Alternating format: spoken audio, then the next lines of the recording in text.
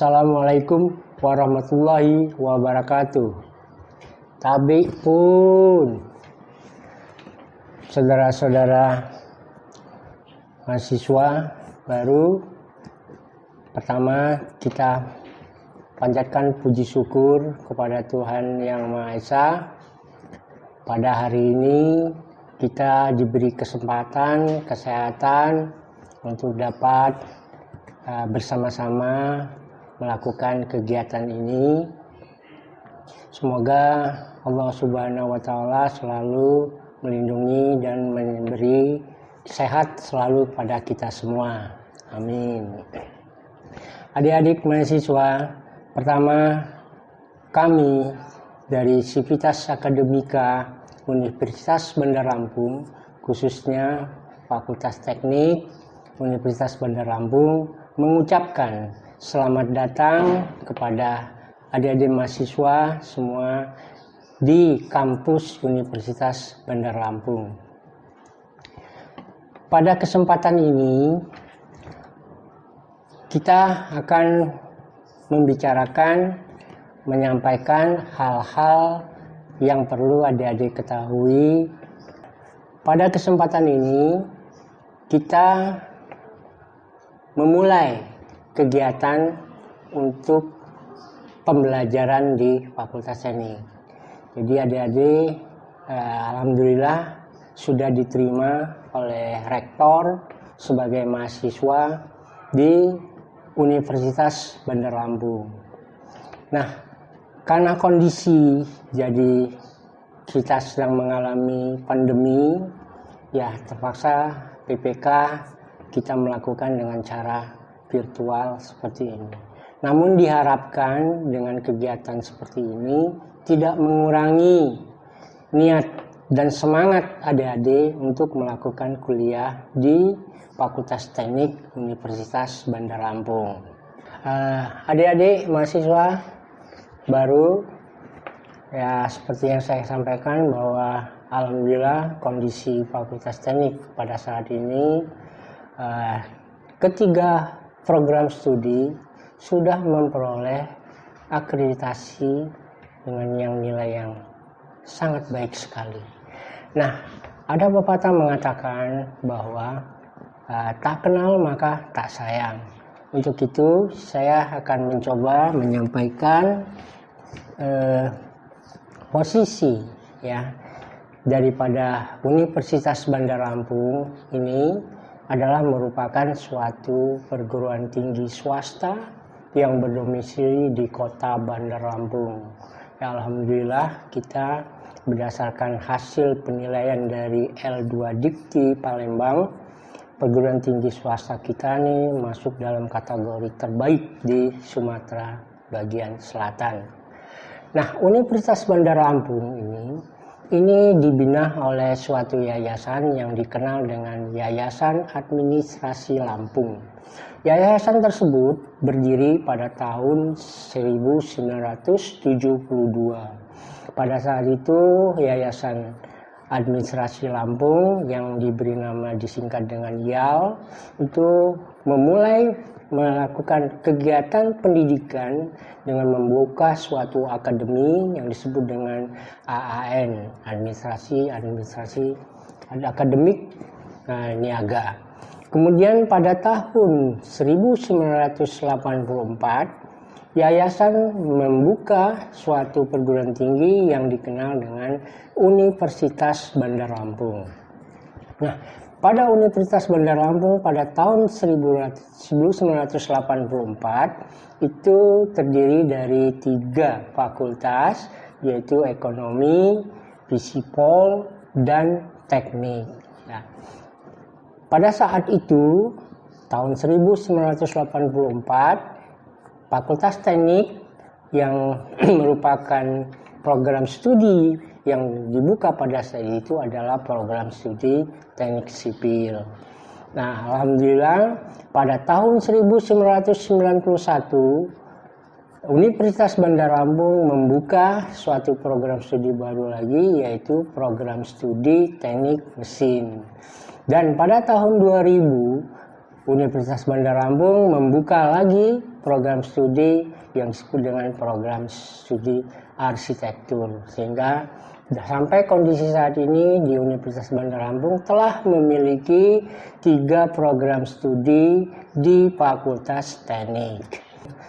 Baik, ya seperti yang tertera pada gambar kita di sini, ini adalah merupakan secara fisik gambar daripada Universitas Bandar Lampung, dan pada saat ini Universitas Bandar Lampung telah memiliki 6 program studi, 3 di teknik yaitu program studi teknik sipil yang telah terakreditasi A sejak tahun 2017, dan program studi teknik mesin terakreditasi B, serta program studi teknik arsitektur juga terakreditasi dengan predikat B. Alhamdulillah, jadi semua program studi di Universitas Bandar Lampung telah mencapai predikat akreditasi B. Baik, saudara-saudara sekalian, visi daripada Fakultas Teknik Universitas Bandar Lampung yaitu menjadi fakultas teknik yang berperan di lingkungan global dan berjiwa teknopreneurship pada tahun 2035. Nah, ada beberapa misi yang akan kita laksanakan, yaitu pertama, menyelenggarakan pendidikan tinggi di bidang keteknikan yang berjiwa wirausaha kelas dunia. Ini merupakan misi daripada pendidikan. Kemudian yang kedua, misi kita adalah pengembangan ilmu pengetahuan dan kompetensi keteknikan yang berperan di lingkungan global. Misi yang ketiga merupakan penerapan ilmu pengetahuan keteknikan. Jadi ini merupakan misi pengabdian kepada masyarakat.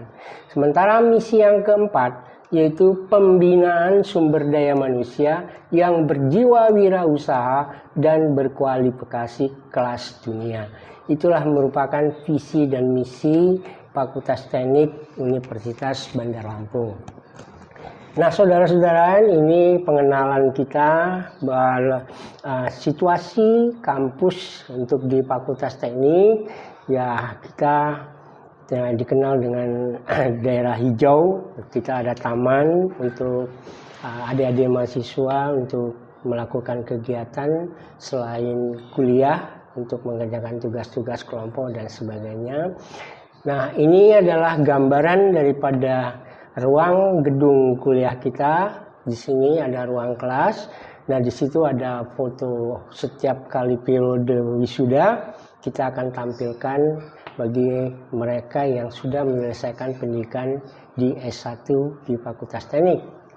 Apakah itu program studi teknik sipil, teknik mesin, maupun arsitektur. Nah, ini merupakan ruang kelas karena kondisi pandemi.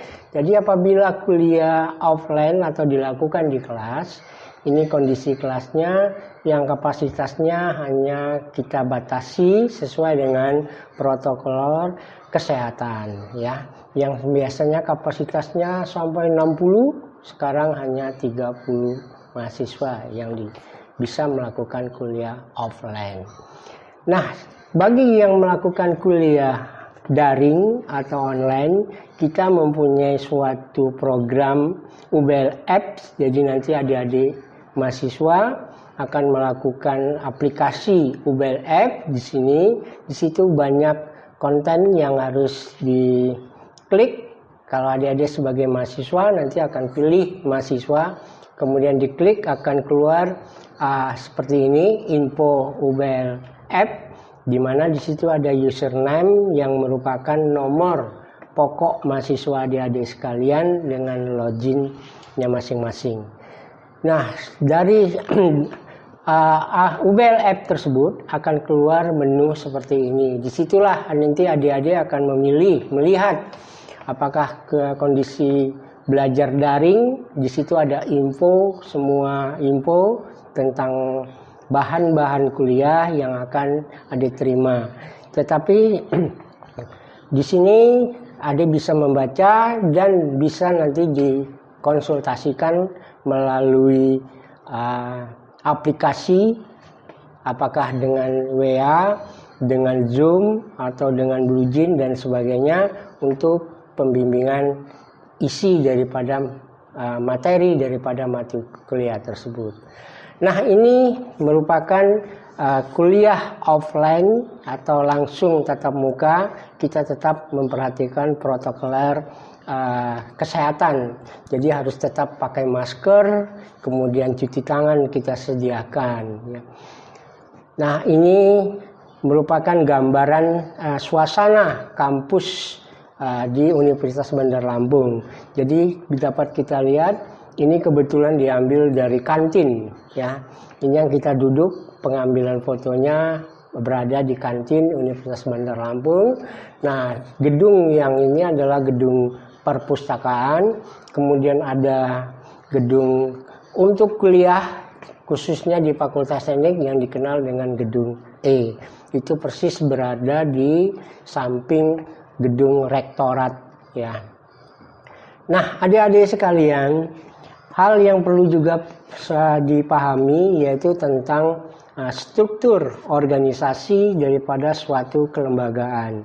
Di Fakultas Teknik itu struktur organisasinya pertama di tingkat fakultas itu dipimpin oleh dekan dan dibantu oleh sekretaris fakultas. Ya, pada kesempatan ini kondisi di Fakultas Teknik yang dekannya adalah Bapak Insinyur Junior DMT, kemudian sekretaris fakultasnya adalah Ibu Susilawati STMT. Kemudian dalam kegiatan-kegiatan administrasi, fakultas dibantu oleh administrasi yaitu berupa tata usaha. Nah, kemudian struktur yang lainnya yaitu yang kita kenal dengan program studi. Seperti yang saya katakan tadi bahwa program studi kita itu ada 3, yaitu teknik sipil, teknik mesin, dan arsitek. Nah, perlu adik-adik pahami juga bahwa setiap nanti kegiatan selama melakukan perkuliahan itu akan selalu kontak atau berhubungan dengan program-program studinya. Seperti di teknik sipil, teknik mesin, dan arsitek. Di dalam program studi teknik sipil itu terdapat ada yang disebut dengan ketua program studi. Jadi masing-masing program studi nanti akan diketuai oleh dosen.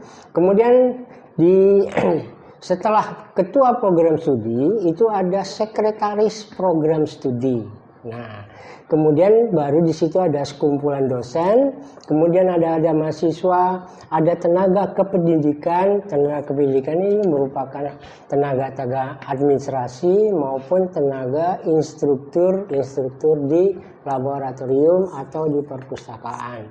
Kemudian nanti ada suatu organisasi disebut dengan ikatan alumni. Ya, jadi ini yang perlu adik-adik pahami bahwa tugas-tugas ataupun nanti proses-proses pembelajaran di saat perkuliahan ini adik-adik akan selalu berhubungan dengan ketua program studi, kemudian sekretaris program studi, dosen dan sebagainya. Ini yang perlu adik-adik pahami, jangan sampai nanti program studi tidak tahu siapa ketua program studi dan sekretarisnya.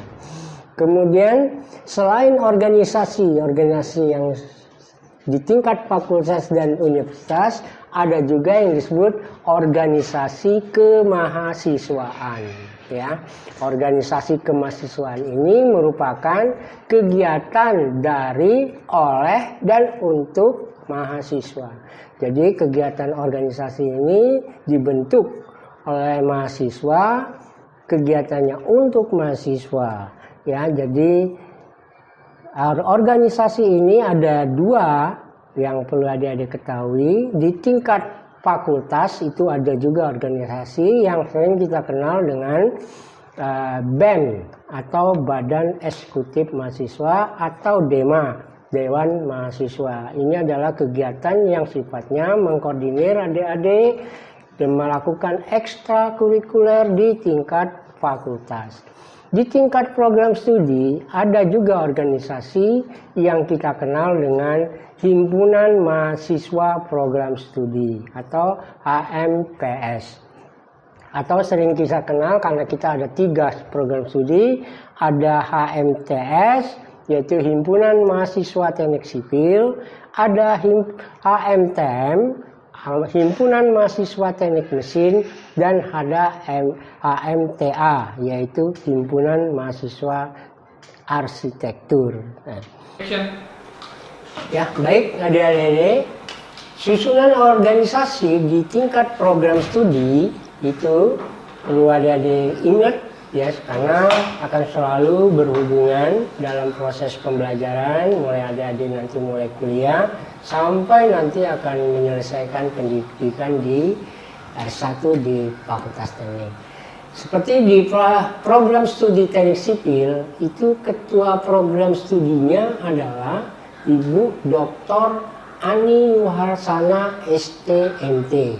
Nah, ini ingat ya. Itu ketua program studinya adalah Ibu Dr. Ani Nurhasana STMT. Sekretaris program studinya adalah Ibu Titis Lukitasari STMT. Nah, ini adik-adik yang program studi di Teknik Sipil akan selalu berhubungan dalam proses pembelajaran di kuliah di Fakultas Teknik. Sementara untuk di program studi Teknik Mesin, itu ketua program studinya adalah Bapak Insinyur Indra Surya MT, ya. Ingat, Bapak Insinyur Indra Surya MT. Sementara sekretaris program studinya adalah Bapak Insinyur Bambang Pratowo MT, ya. Ingat, Insinyur Bambang Pratowo MT. Nah, sementara di arsitektur itu sebagai ketua program studinya yaitu Bapak Dr. Eng Haris Muwardi STMT. Ya, Bapak Dr. Eng Haris Muwardi STMT. Dan sekretarisnya adalah Ibu Ai Siti Munaroh SPD M Lim. Ya, itu sekretaris di arsitektur. Nah, kemudian adik-adik sekalian, seperti kita ketahui bahwa proses perkuliahan di Fakultas Teknik itu menggunakan sistem SKS, ya. Apa? SKS, yaitu sistem kredit semester. Nah, perlu adik-adik ketahui bahwa SKS itu ada 2 pola.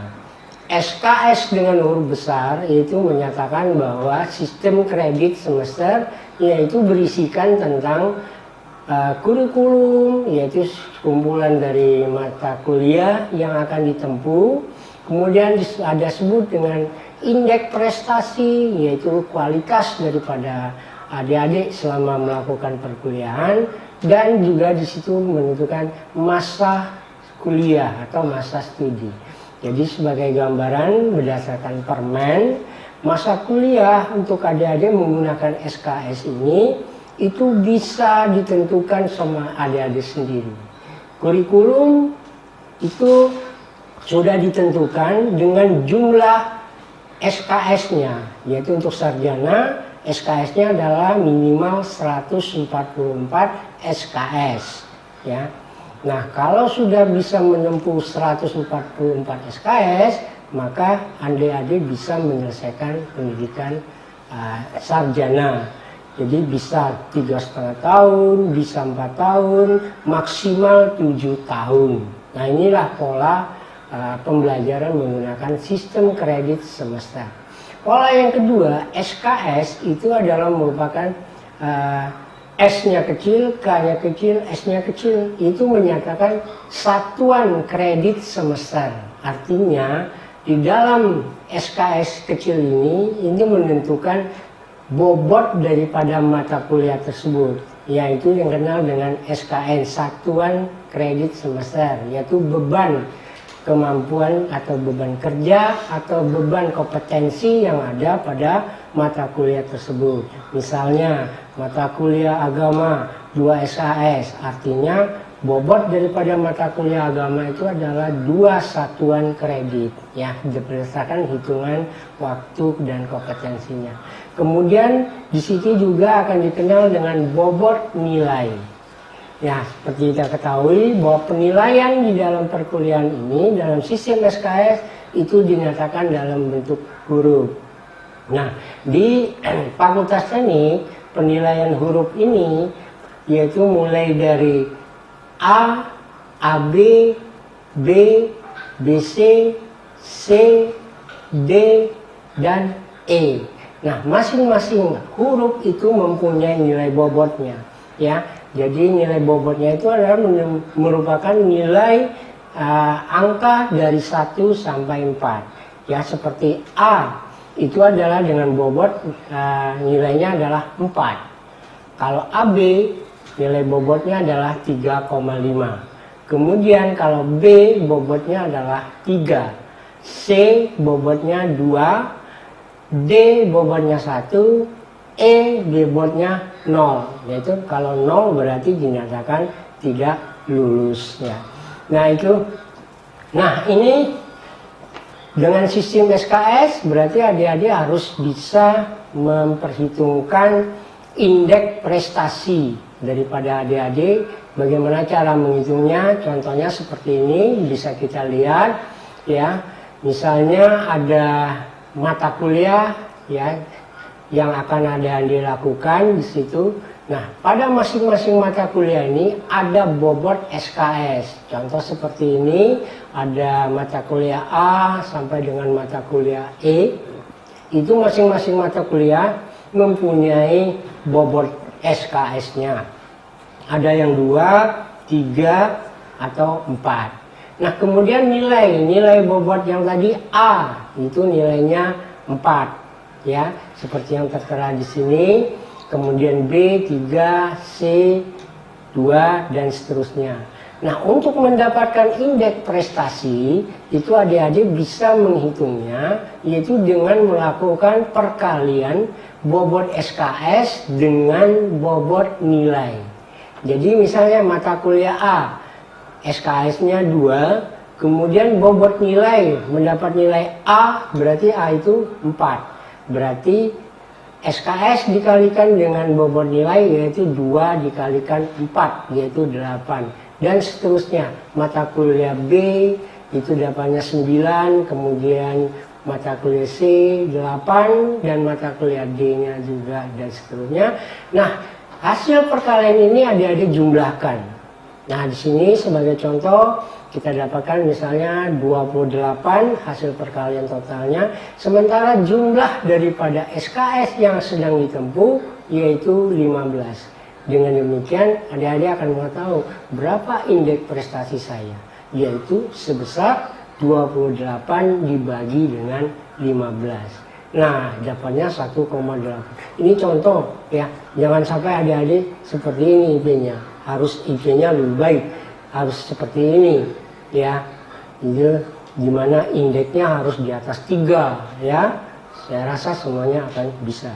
Nah, ini cara untuk mendapatkan, untuk mengetahui indeks prestasi adik-adik. Jadi nanti di setiap semester akan adik hitung sendiri, sehingga nanti menjelang mau mengikuti ujian skripsi atau tugas akhir, adik-adik akan tahu berapa IP saya.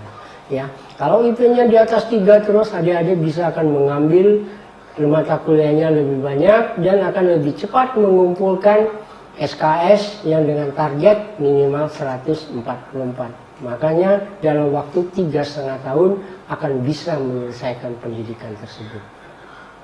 Nah, ini ya yang perlu kita harus pahami dan selalu kita tanamkan, ya adik-adik, dari gambar ini apa? Yaitu kebersamaan sivitas akademika. Apalagi dengan kondisi pandemi sekarang, diharapkan kepada adik-adik sekalian, ya, karena sekarang ini jarak bukan lagi menjadi suatu masalah.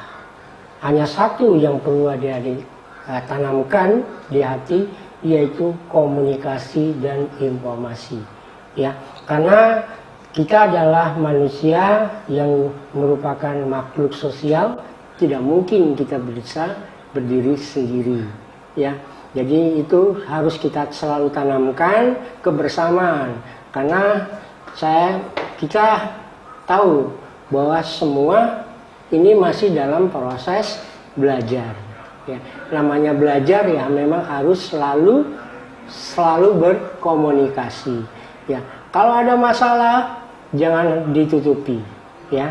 Kami pada sana siap untuk membantu, karena semenjak adik-adik mendaftarkan diri ke Fakultas Teknik Universitas Bandar Lampung, berarti kita sudah menjadi satu keluarga, ya. Jadi jangan sampai adik-adik kurang mendalami tentang nilai-nilai kebersamaan, ya. Mungkin itu yang bisa sampaikan. Ya, semoga adik-adik sukses, ya, dalam melaksanakan proses pembelajaran di Fakultas Teknik Universitas Bandar Lampung, dan saya yakin semua akan bisa berhasil. Demikian saya akhiri. Wassalamualaikum warahmatullahi wabarakatuh.